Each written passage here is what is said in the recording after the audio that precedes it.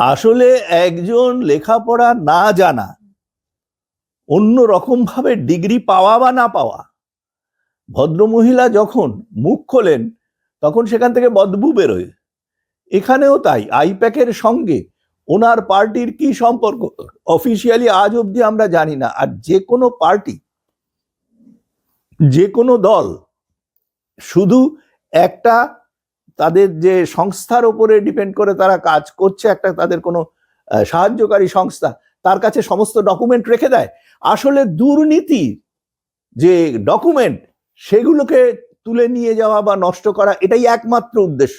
ওইসব একদম বাজে কথা।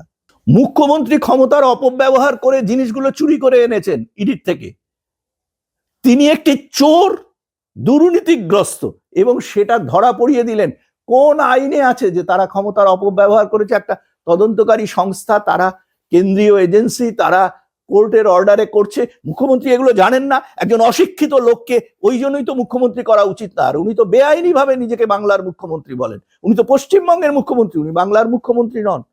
এবং আমি তোমাকে বলে দিচ্ছি, যত ভোট এগিয়ে আসবে, যত এসআইআর কমপ্লিট হতে যাবে, তত উনি ক্ষিপ্ত হয়ে গিয়ে যা খুশি তাই আবোল তাবোল বকবেন।